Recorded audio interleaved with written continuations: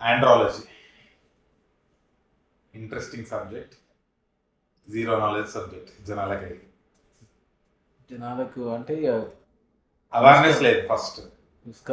Conception అంటుంది ఎవరి దగ్గర పోవాలనేది కొద్దిగా అంటే ఇంకొకటి ఏంటి అని అంటే, ఒకటి ఫోబియా, అంటే చెప్పాలా, అసలు చెప్పొచ్చా, మెయిల్ ఇన్ఫర్టిలిటీ కానీ చాలా పెద్ద ప్రెస్టీజ్ ఇష్యూగా అసలు నాకు ప్రాబ్లమే లేదని ఒప్పుకోదు. నెక్స్ట్ వచ్చి ఈడీ ఎరెక్టైల్ డిస్ఫంక్షన్ మెయిల్, ఇదైతే ఒప్పుకోవడం పక్కకు పెడితే చెప్పుకోవడానికి కూడా చెప్పరు.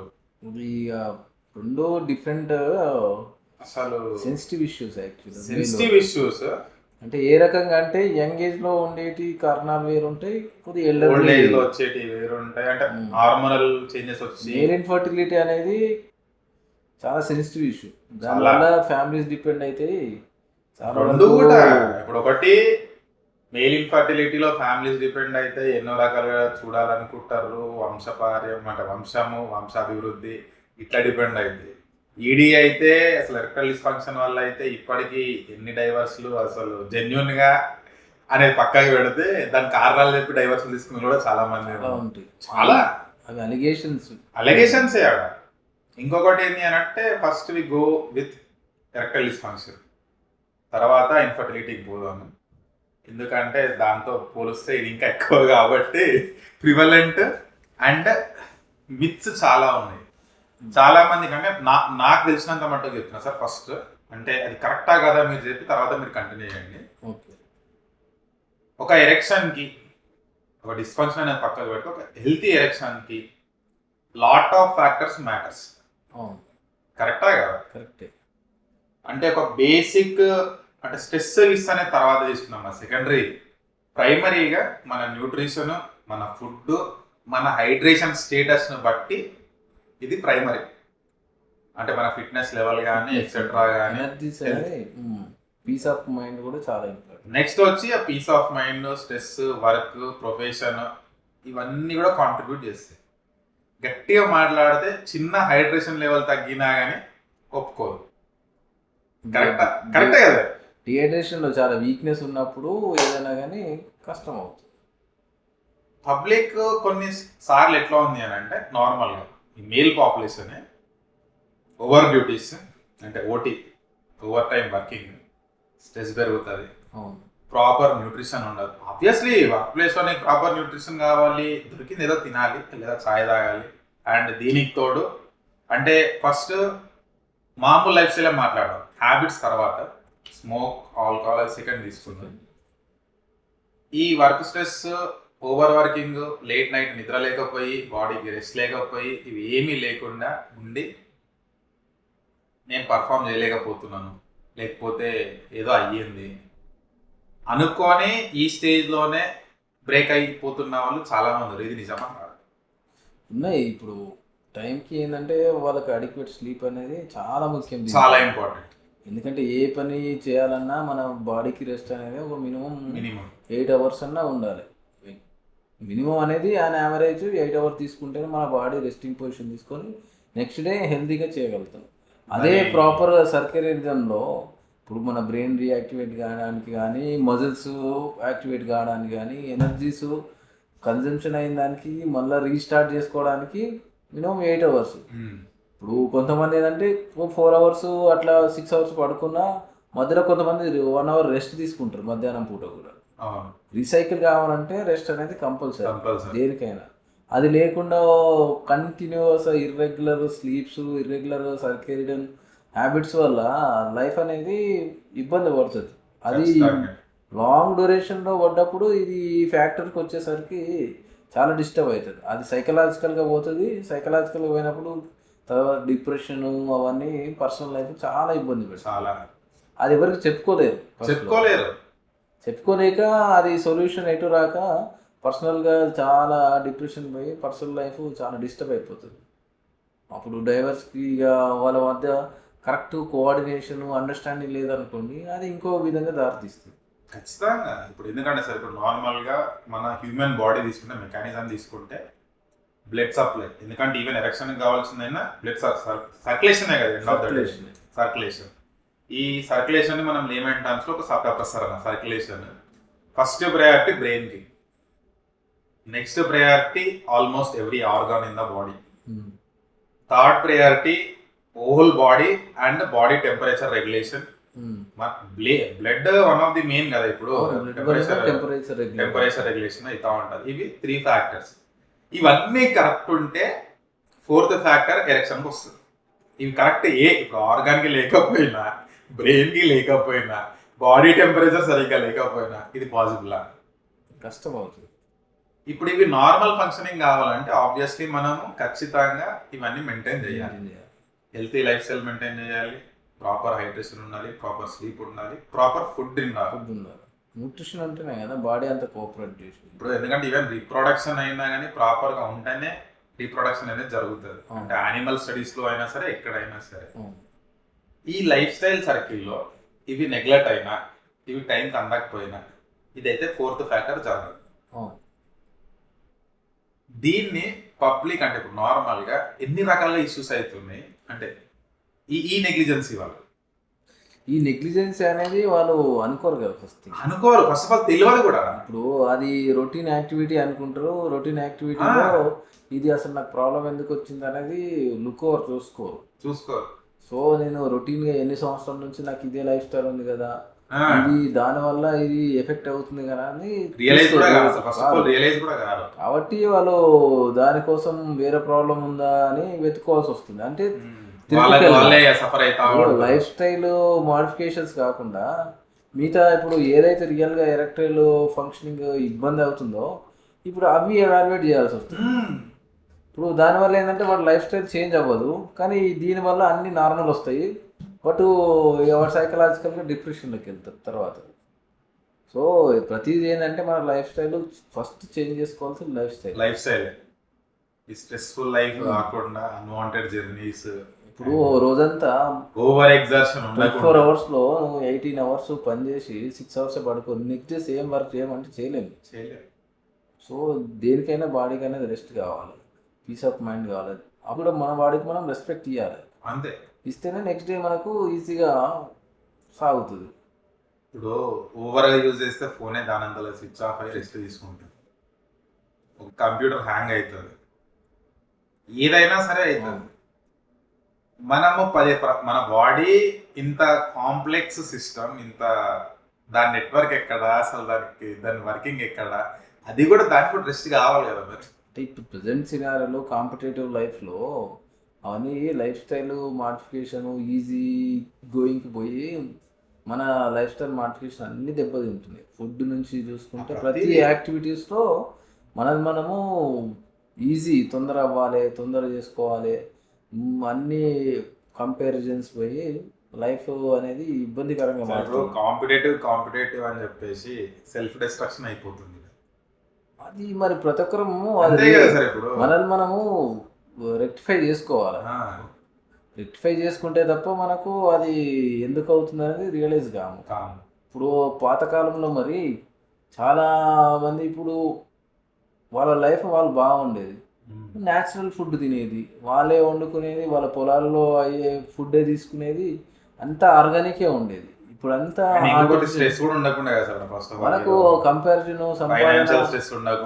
ఉన్న దానిలో సర్దుబాటు చేసుకునేది, షేరింగ్ చేసుకునేది, ఉన్న దానిలో వాళ్ళు హ్యాపీగా ఉండేది ఎంతున్నా కానీ. ఇప్పుడంతా కాంపిటేటివ్ కంపారిజన్స్ చాలా అయిపోయింది. ఈ స్ట్రెస్ వల్ల కూడా ఇంకా హెల్త్ కండిషన్స్ కూడా చాలా చేంజ్ అయిపోతాయి. అవును, ఇప్పుడు లైఫ్ స్టైల్ కాక లైఫ్ స్టైల్ హ్యాబిట్స్తో పాటు మనం తీసుకునే ఫుడ్ ఎంతవరకు హెల్తీ ఉంటుంది లేదు. అంతకుముందు ఇప్పుడు మొన్న రీసెంట్ స్టడీస్లో ఆల్మోస్ట్ సౌత్ ఇండియా తెలంగాణలో 4th అనుకుంటా అడల్ట్రేషన్లో, కల్తీలో ఆల్మోస్ట్ 4th ఇండియా టాప్ 4లో. మరి ఎంత కల్తీ జరిగింది, 4th పొజిషన్ ఉంది. మరి అంత కల్తీ అవుతుంది. అది దానికి అది చిన్నపిల్లల నుంచి పెద్దవాళ్ళు కూడా మొత్తం అంతా తింటున్నాం, ప్రతి ఫుడ్ హ్యాబిట్స్లో తింటున్నాం. అది ఇండైరెక్ట్లీ బాడీకి ఎఫెక్ట్ అవుతుంది. అప్పట్లో ఇప్పుడు మన ఫాదర్స్ 4 ఫాదర్సే 50-60 ఇయర్స్కి ఇప్పటికి ఇప్పుడు వాళ్ళు మంచి యాక్టివ్ ఉండేటు. ఇప్పుడు 30 ఇయర్స్కి ఒక పని చేయాలంటే చేయలేకపోతున్నారు. True. అవన్నీ ఫుడ్ హ్యాబిట్స్ వల్లనే, లైఫ్ స్టైల్ వల్ల. అప్పుడు నడుచుకుంటా పోయేది ఎంత దూరమైన, కిలోమీటర్ 2 కిలోమీటర్లు. ఆబ్వియస్లీ నడక అనేది సర్క్యులేటరీ సిస్టమ్ కూడా మొత్తం మంచిగా ఉండేది, కార్డియోవాస్కులర్ అయిపోతుండే కాబట్టి blood లైఫ్ circulation అనేది problem ఉండేది. హెల్త్ కోసం చేస్తున్నాం. ఆహా, మన రొటీన్ యాక్టివిటీలో కాకుండా హెల్త్ కోసము మనము దానికి ఒక టైం walking కేటాయించుకొని డైలీ ఒక హాఫ్ అన్ అవర్ నడుద్దామని చెప్పి నడుస్తుంది థ్రెడ్మిల్ పైన మళ్ళీ. ట్రెడ్మిల్ పైన ఇక లేదంటే పర్టికులర్ టైం పెట్టుకొని పోవాల్సి వస్తుంది, మన తిన్నవి మనం కరగొట్టుకోవడానికి. అది పేరుకోకపోతే ఒకప్పుడు బతకాలంటే తినాలంటే నడవాలి అనే పొజిషన్కి తిన్నది అరుగుతూనే బతుకుతాం కాబట్టి నడవాల్సిన స్టేజ్కి వస్తాం. తప్పదు, ఏ రోజు తీసుకున్నది ఆ రోజు ఈక్వలైజ్ అయితేనే మన బాడీ కూడా బెటర్గా ఉంటుంది. అంతే. ఇట్లా ఓవర్ బర్డెన్ అయినాక ఉన్న డిసీజెస్ అన్నీ వస్తాయి. కానీ ఇప్పుడు ఎన్సిడి, నాన్ కమ్యూనికల్ డిసీజ్ అంటారు అవన్నీ.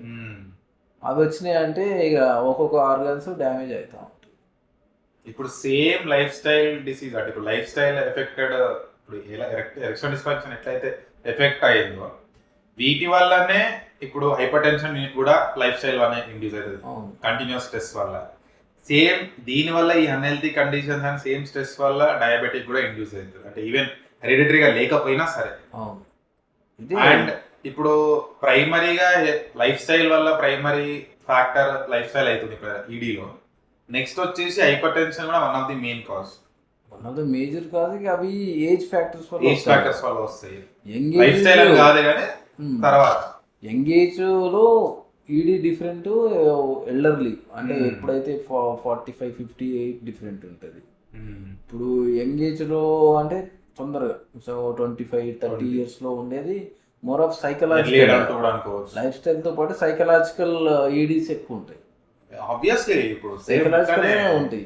అది నేను సేమ్ ఇప్పుడు మీరు ఇందాక అన్నట్టు సేమ్ వర్క్ చేస్తున్నాను కదా, ఇప్పుడు ఏమైపోయింది, ఎందుకు అవ్వట్లేదు, ఇట్స్ ఆబ్వియస్లీ సైకలాజికల్ వస్తుంది.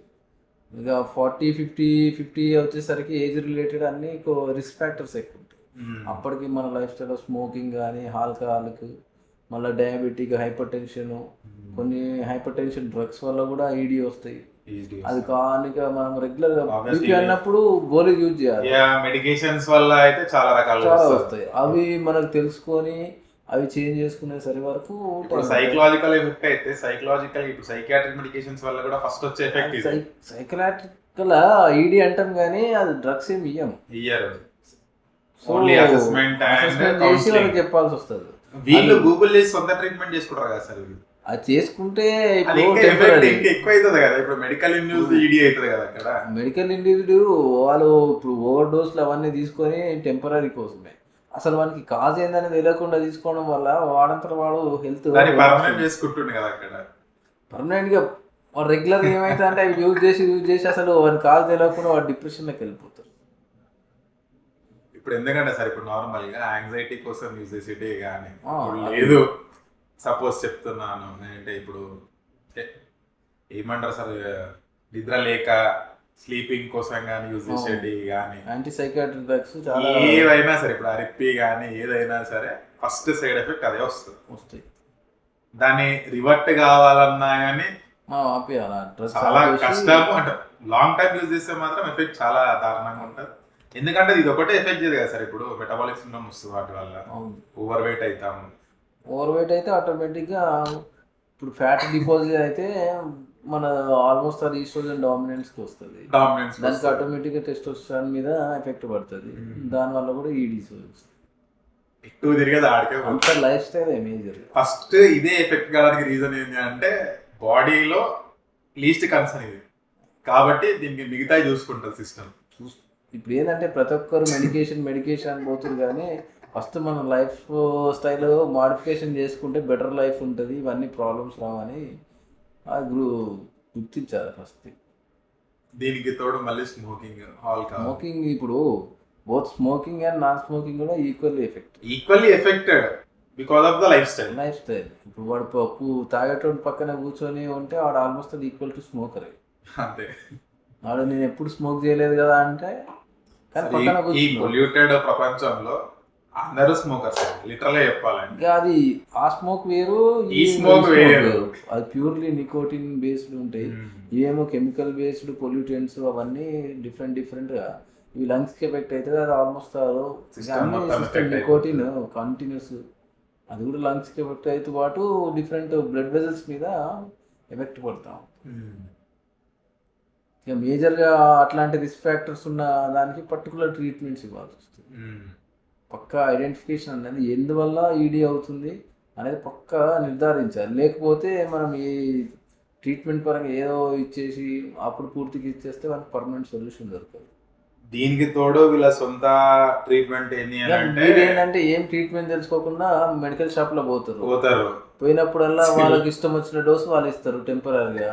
వానికి ఒక్కొక్కసారి దానివల్ల సైడ్ ఎఫెక్ట్స్ ఉంటాయి. ఇప్పుడు actually ఇప్పుడు అందరూ మామూలుగా తీసుకుని ఇప్పుడు ప్లేమెంట్ అని తీసుకుంటే వైగ్రా అంటారు, లేదా సిల్నాఫిల్ అంటాం కదా. ఇప్పుడు పోతారు 50 mg 100 mg 200 mg వీడికి నచ్చింది తీసుకుంటాడు. కానీ యాక్చువల్గా అది ప్రైమరీగా యూజ్ చేసేది ఎక్కడ? ఇప్పుడు మరి అంటే ఇప్పుడు వాస్కులర్ ప్రాబ్లం ఉంటేనే యూజ్ చేసుకోవాలి, ఆర్ఎల్ సైకలాజికల్గా వానికి అంతా బాగానే ఉంది, కానీ సైకలాజికల్గా వానికి ఈడీ అనిపిస్తున్నప్పుడు మనం సైకలాజికల్గా ఓవర్కమ్ చేసుకోవడానికి ట్యాబ్లెట్ ఇవ్వాలి అంతే. ఇప్పుడు వాస్కులర్ ప్రాబ్లం అనుకో, అది జస్ట్ సప్లై బాగానే ఉంది ప్రెషర్స్, కానీ మనకి కొద్దిగా మోడరేట్ లెవెల్లో ప్రాబ్లం ఉందంటే, మైల్డ్ లెవెల్ ఉంటుంటే ఇవ్వాలి అంతే.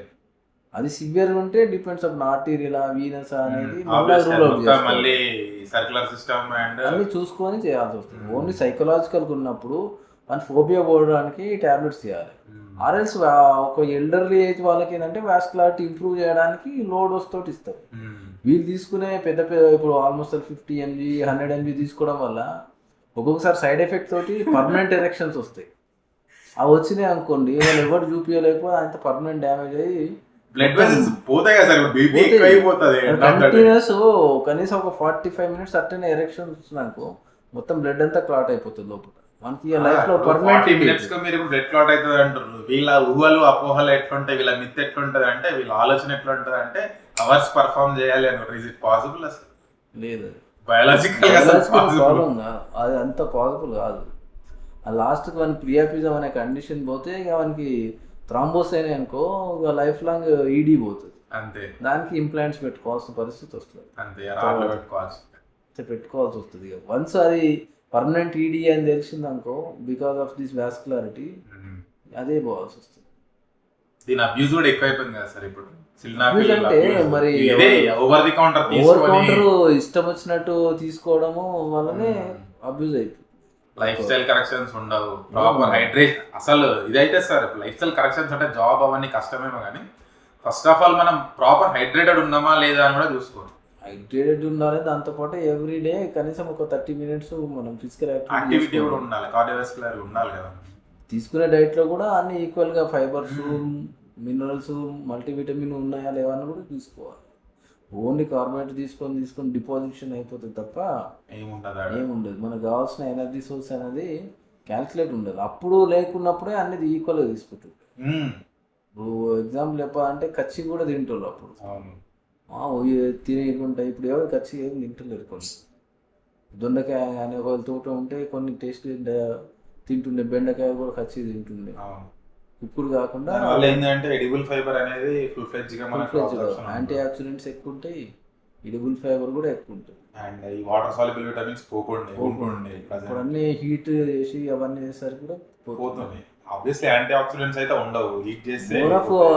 పాతకాలంలో అంతా లీఫీ వెజిటేబుల్స్ కూరగాయలు తింటారు, అన్ని కొత్తగా ఫ్రెష్గా తీసుకున్న ఇంటి దగ్గర. ఈవెన్ ఇప్పుడు ఒకవేళ అప్పుడు నాన్ వెజిటేరియన్ ఏమైనా తిన్నా కూడా అది ఫ్రీ గ్రేజ్డ్ నుండి వస్తుండే కాబట్టి హెల్త్కి మంచిగా ఉంటుంది. ఇప్పుడు చికెన్ తీసుకున్నా అడల్ట్ అడ్డే, ఇది తీసుకున్నా అడల్ట్ అడ్డే ఉంటుంది. అన్ని బాయిల్డ్ రెడీమేడ్ ఈజీ.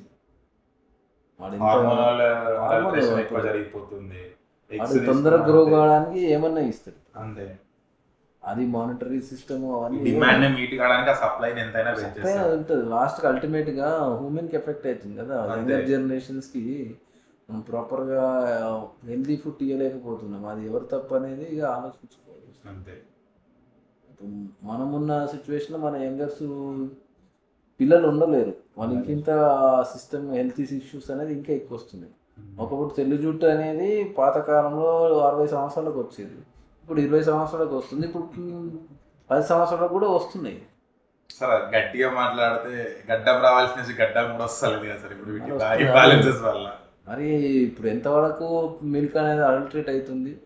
ఆ మిల్క్ అడల్ట్రేట్ వల్లనే కదా ఆక్సిటోసిన్ అవన్నీ హార్మోన్లో వాళ్ళు రోజు కన్జంప్షన్ చేయడం వల్ల మొత్తం తెలియదు, అది బయటికి పడేంత వరకు తెలియదు.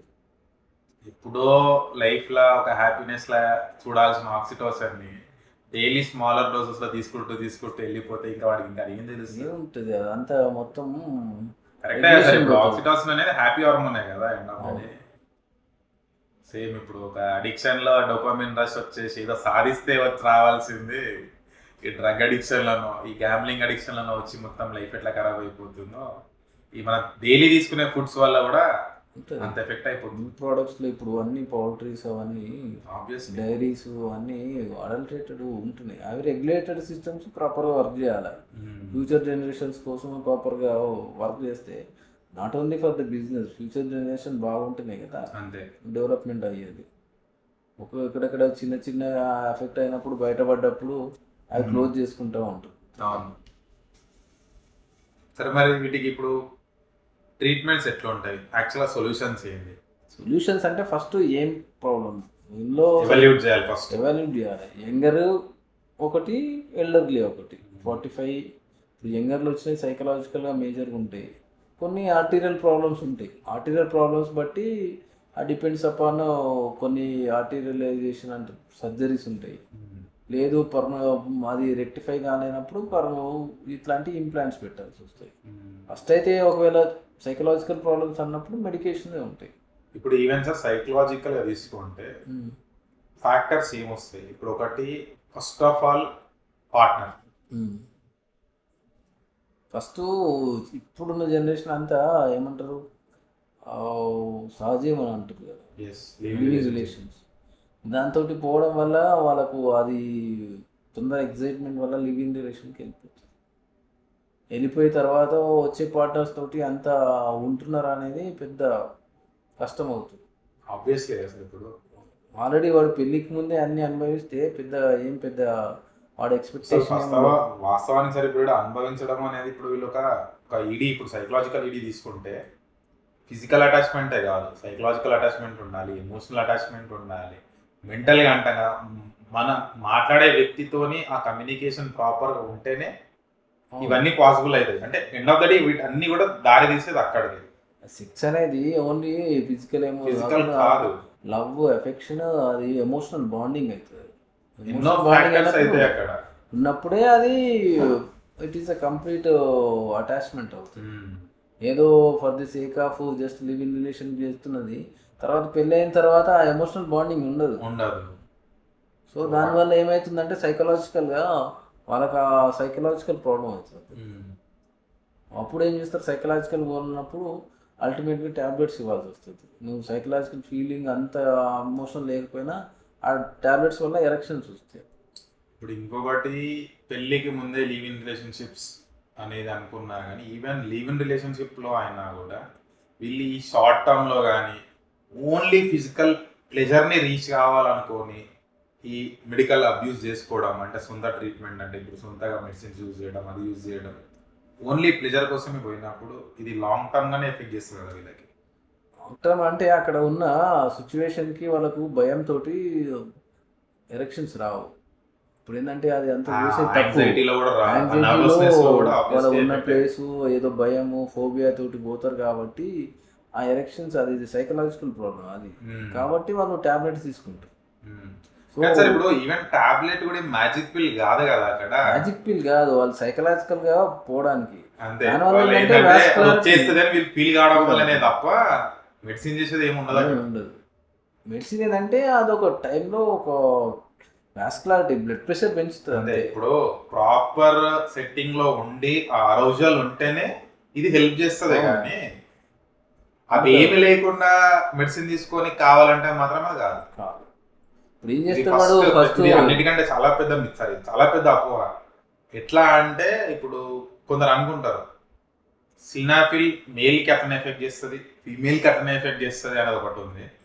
నెక్స్ట్ ఫస్ట్ అది అయితే రాంగ్, కంప్లీట్లీ రాంగ్.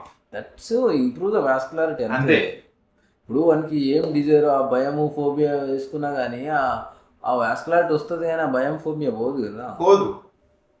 ఇప్పుడు వానికి ఎప్పుడైతే డిజైర్ ఉన్నా కానీ వానికి వాస్కులారిటీ ప్రాబ్లం ఉంటేనే ఇంప్రూవ్ అవుతుంది. వానికి సైకలాజికల్ ప్రాబ్లం అనేది ఇప్పుడు ఆ భయము అవన్నీ ఉన్నప్పుడు కష్టం అవుతుంది.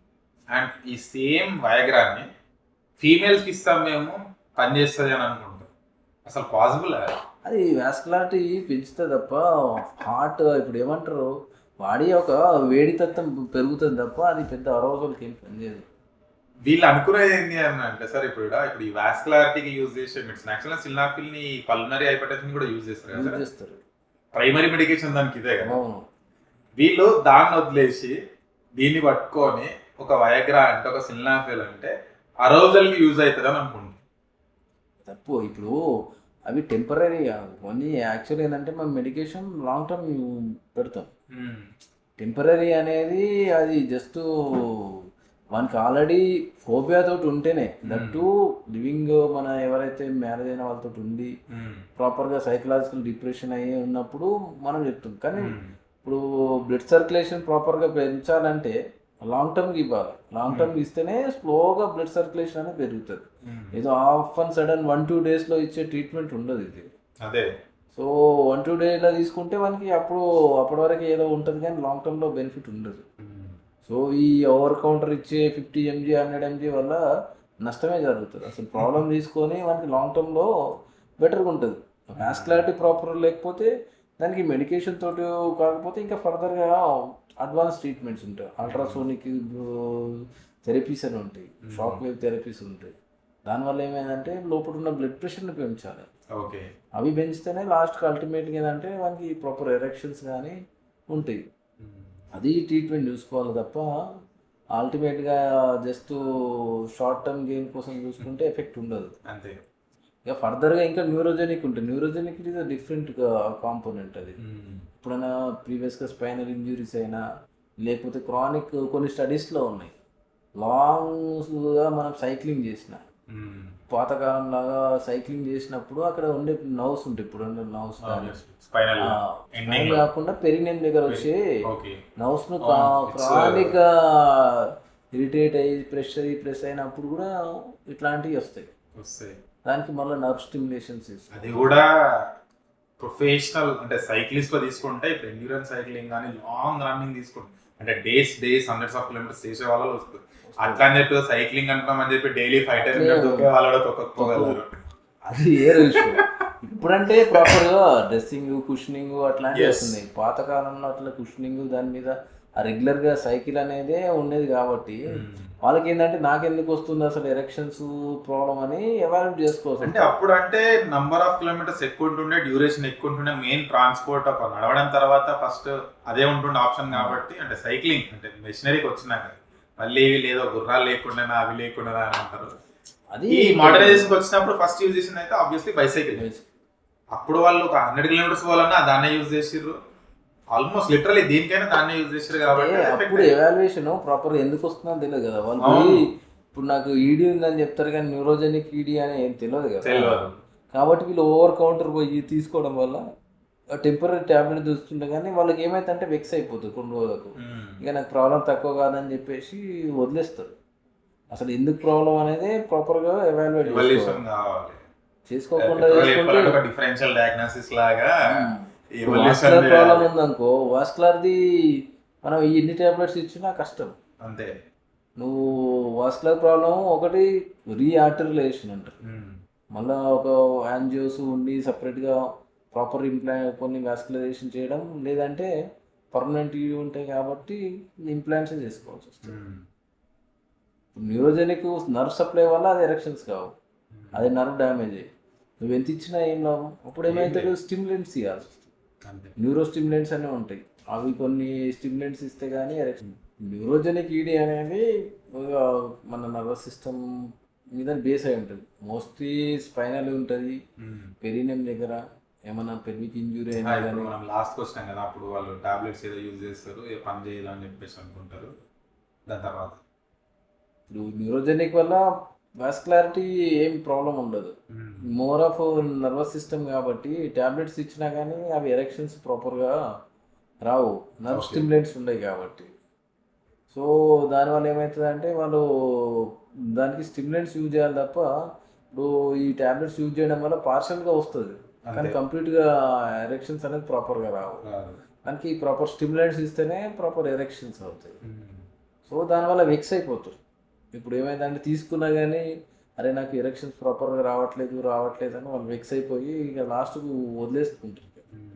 అంటే ప్రాపర్ ట్రీట్మెంట్ తీసుకోవడం వల్ల ఇట్లా కూడా పేషెంట్ లాస్ అవుతారు. అసలు ఎందువల్ల నాకు ప్రాబ్లం వస్తుంది అనేది ప్రాపర్గా ఎవాల్యుయేట్ చేసుకోవాల్సి వస్తుంది.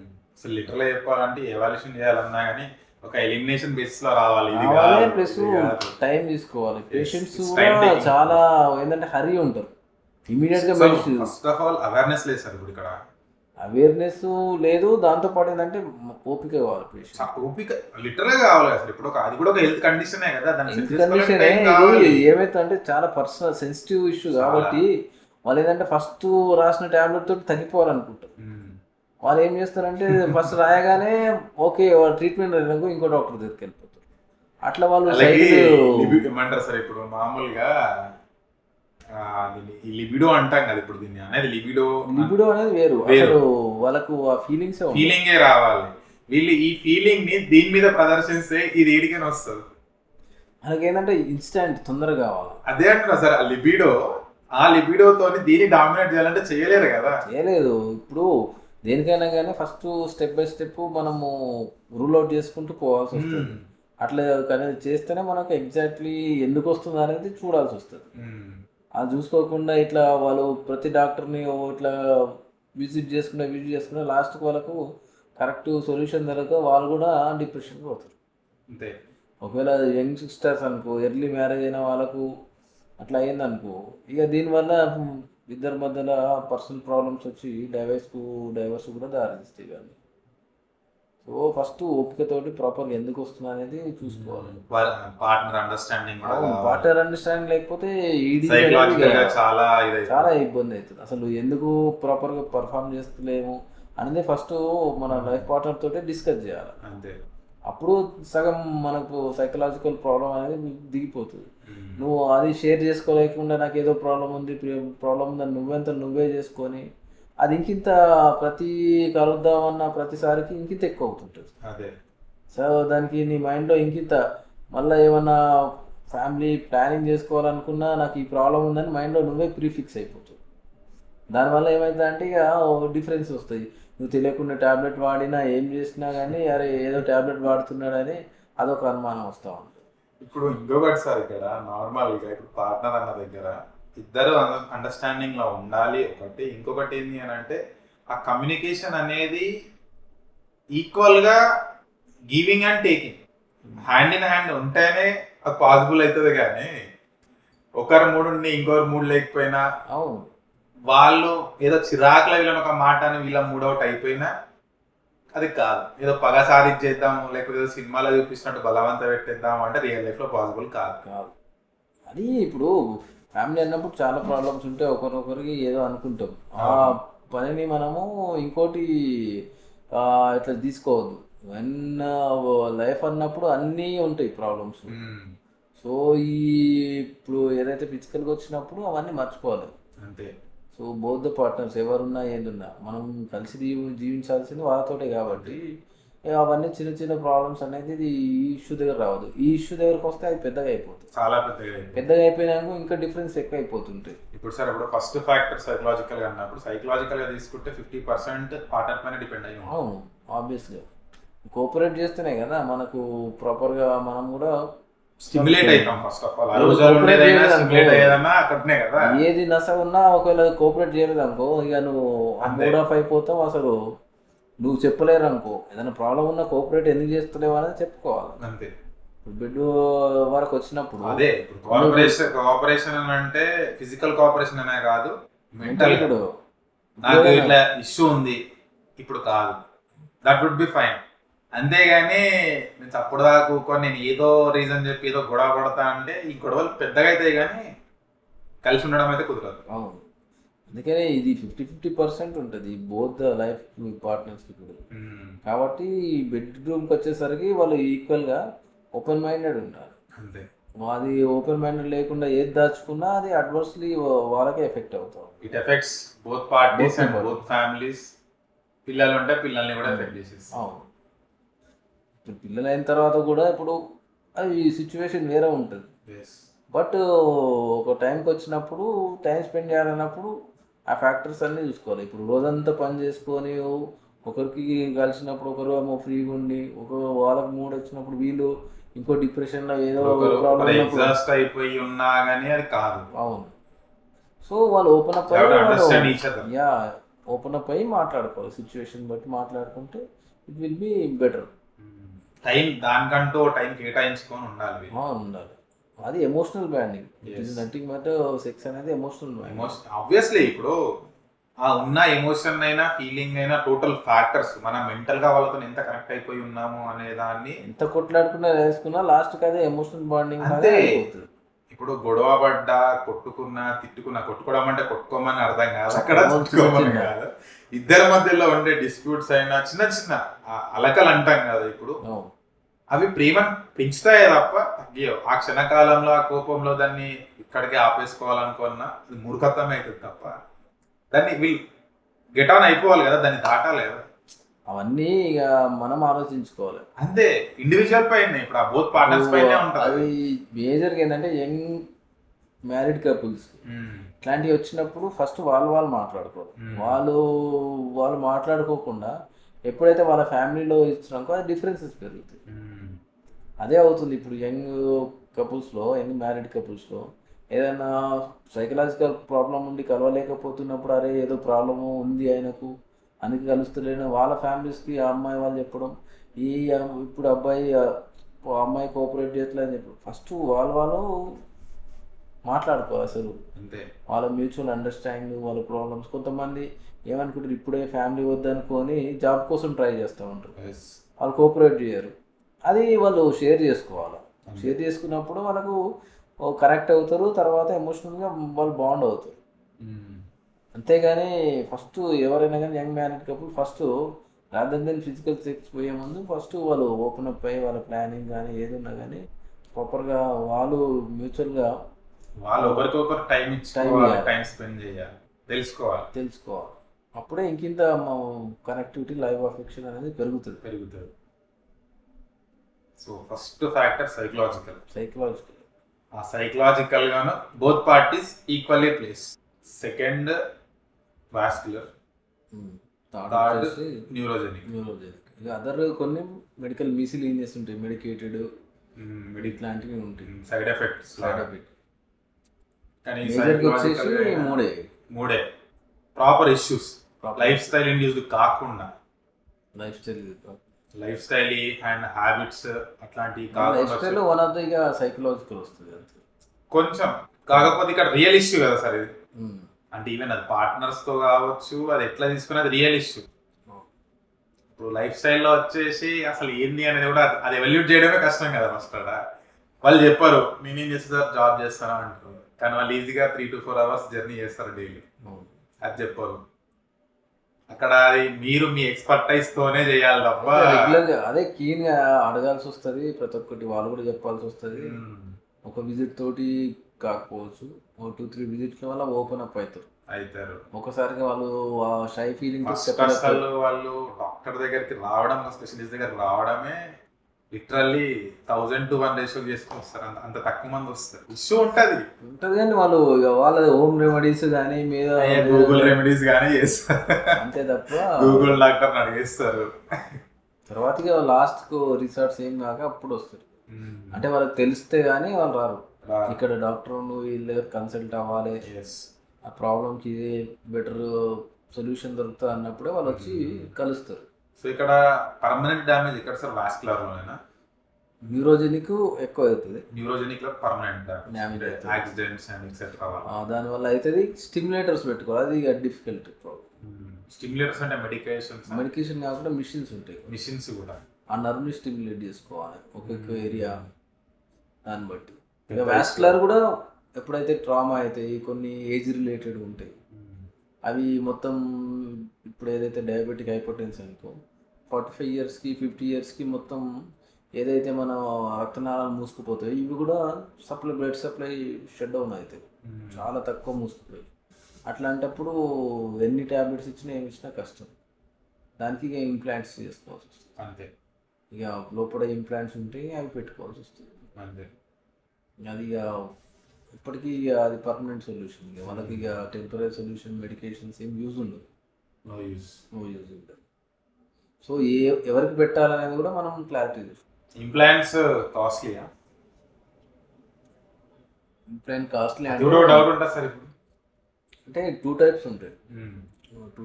అడ్వాన్స్డ్, కొన్ని కాస్ట్లీ అంటే సెల్ఫ్, కొన్ని పర్మనెంట్ ఎరెక్షన్స్ ఉంటాయి, కొన్ని ఏమో మనం అవసరం ఉన్నప్పుడు రిజర్వాయర్ పంపింగ్ లాగా ఉంటాయి.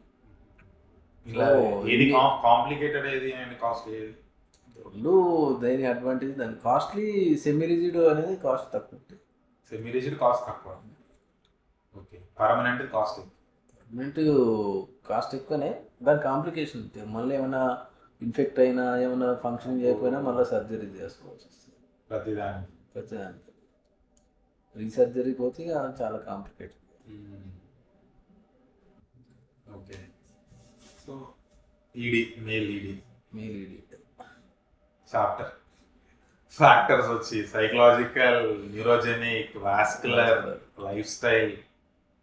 So 4 factors.